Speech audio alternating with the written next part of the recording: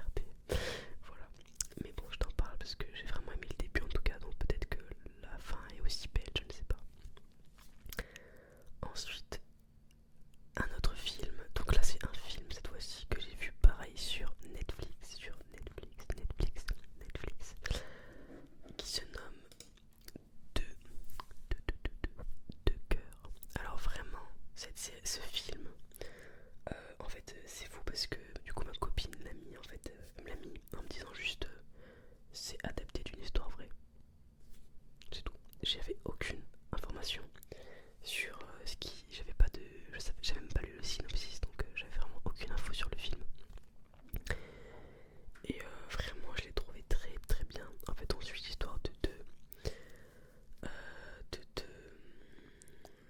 deux personnes à deux époques, on va dire, différentes. À un moment donné, les époques se chevauchent. Et on suit deux histoires d'amour différentes. Et en fait, il y a une chose qui va lier ces deux hommes. Je peux pas t'en dire plus. Mais enfin, franchement, ce film est très beau. Il m'a fait pleurer. Il m'a fait repenser mon avis sur certaines choses. Sur la mort notamment, sur plein de choses comme ça. Donc vraiment, je t'invite à aller le regarder. C'est vraiment une belle histoire d'amour. Et une belle histoire aussi de don, de partage. Vraiment, j'ai beaucoup aimé ce film. Enfin, je peux pas trop en dire, j'ai pas envie de te spoiler tout non plus. Et du coup, ça m'a quand même beaucoup fait penser au film Cette vie. Donc, je sais pas si c'est Cette vie qui s'est inspiré de l'histoire de deux cœurs ou si c'est l'inverse en fait. Donc, voilà, je sais pas. Mais voilà, c'était vraiment. J'ai bien aimé, vraiment, j'ai beaucoup aimé. Ensuite, autre série. Il y a deux séries que j'ai commencé et que je n'ai pas fini. Euh, Alors j'ai regardé du coup la série Lydia. Donc Lydia fait sa loi. Lydia fait sa loi. Pareil sur Netflix. Alors c'est l'histoire du coup de Lydia, une avocate. Donc il y a beaucoup de gens qui parlaient de cette série et je crois qu'elle était top 1 sur Netflix à un moment donné.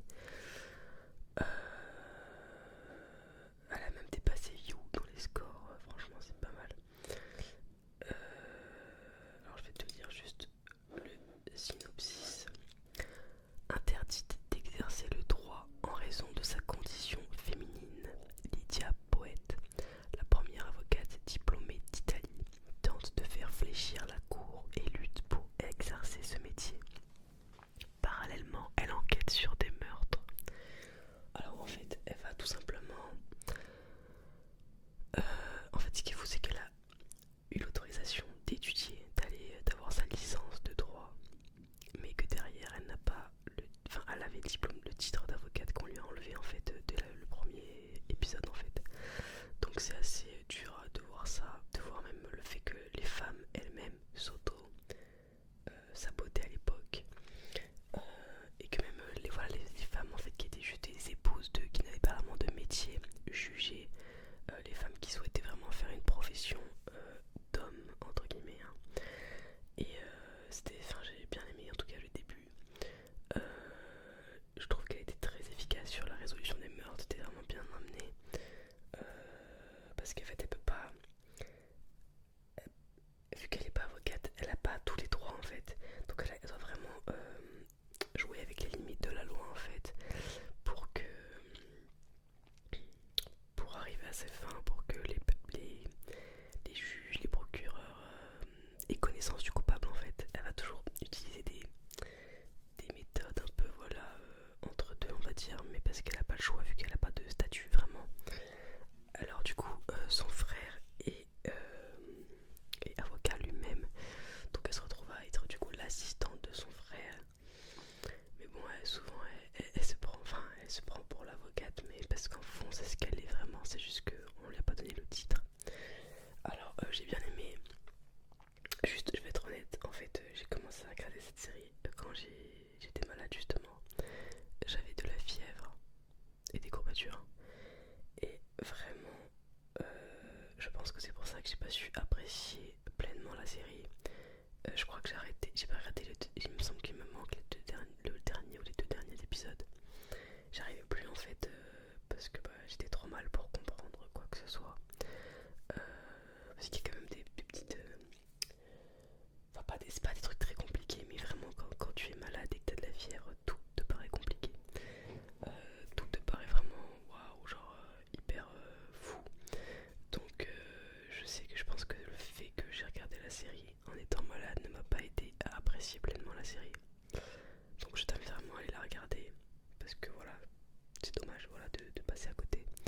et surtout que c'est une histoire d'une femme en fait qui s'est battue, et ça j'aime beaucoup ce genre d'histoire.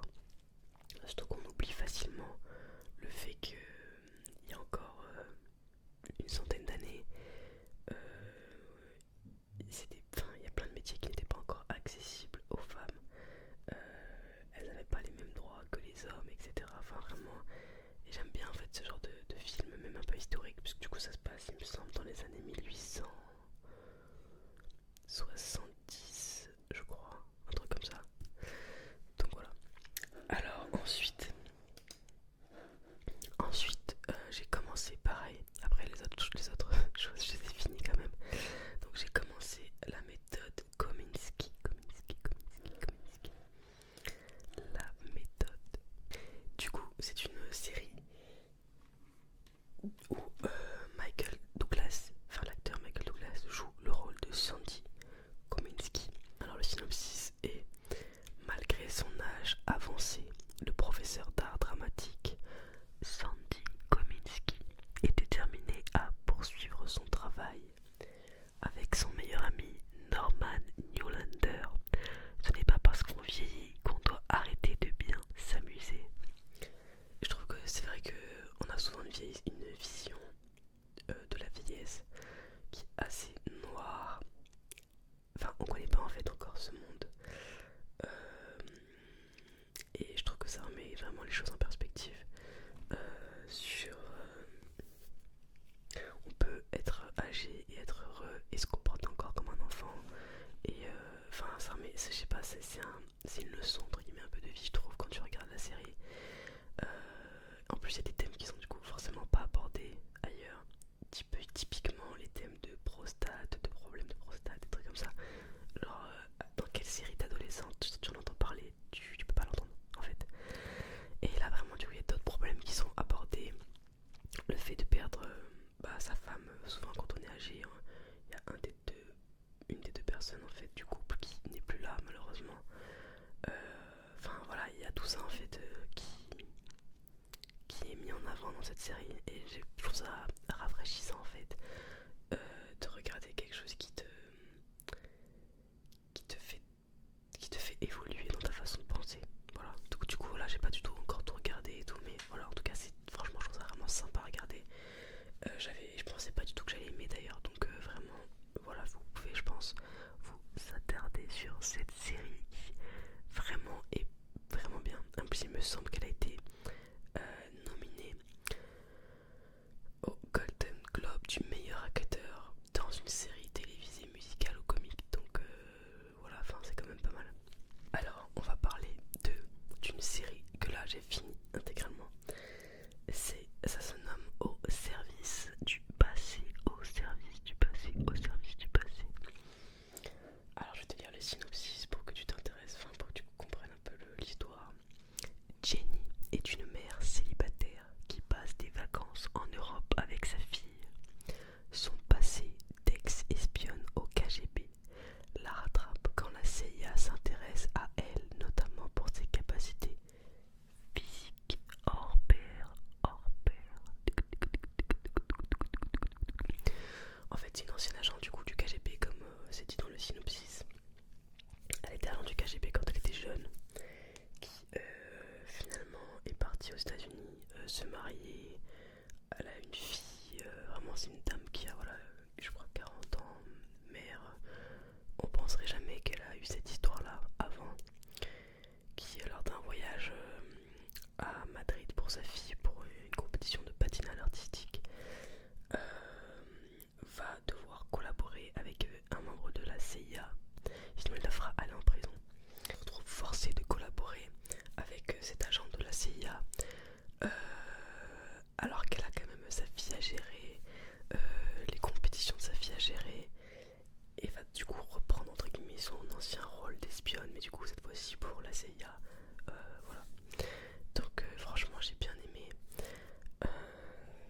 Je me suis pas ennuyé du tout en regardant cette série. Déjà c'est pas mal du tout parce que souvent il y a plein de séries où je m'ennuie. Donc vraiment je t'invite à aller la regarder. Après bon, il y a juste un truc un peu genre what the fuck, je pense qu'ils auraient pu se passer de ça en fait dans la série.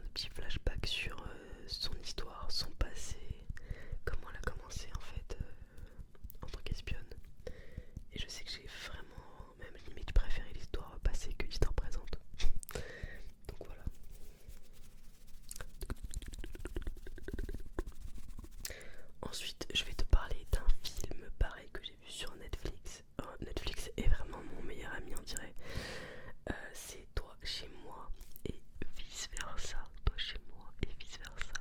Donc c'est un film qui est avec comme acteur Ashton Kutcher. D'ailleurs je trouve qu'il a vraiment beaucoup perdu de muscles depuis. Après c'est normal, je pense c'est plus son... Il a plus besoin de jouer des rôles de beau gosse et tout. Enfin, voilà. Alors l'histoire est la suivante. Debbie et Peter sont deux meilleurs amis qui vivent sur les côtes opposées des États-Unis. Alors que Debbie vit avec son fils à Los Angeles, Peter vit pleinement à New York. Lorsqu'ils décident d'échanger leur maison et leur vie pendant une semaine, ils découvrent que ce qu'ils pensent vouloir n'est peut-être pas ce dont ils ont vraiment besoin. Donc typiquement, du coup, Peter, donc Ashton Kutcher, il est consultant, je crois. Il s'engage jamais, que ce soit avec les entreprises ou que ce soit avec les femmes. Ces relations ne durent jamais plus de 6 mois. Et à l'inverse, il y a du coup sa meilleure amie qui elle s'est vraiment occupée toute sa vie de son enfant. Et là du coup elle part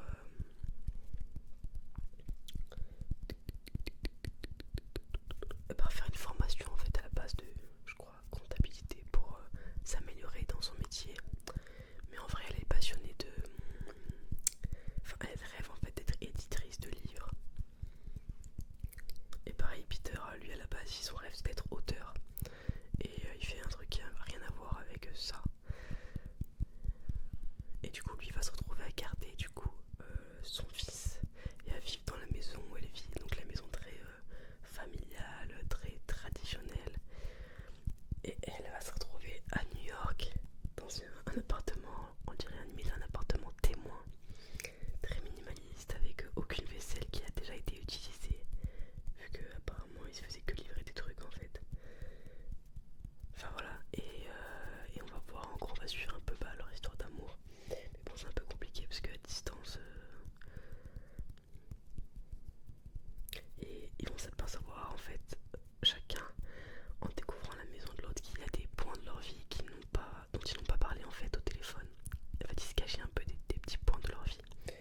Donc ils vont apprendre à se connaître comme ça aussi. Donc voilà, je t'invite à aller regarder. Bon c'est pas le film de l'année, mais c'est sympa, voilà. C'est vraiment sympathique à regarder.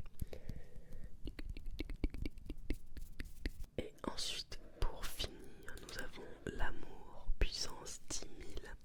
Donc après le premier film sur Netflix qui était L'amour puissance 1000, nous avons L'amour puissance 10 000. Du coup c'est tout simplement la suite en fait de L'amour puissance 1000.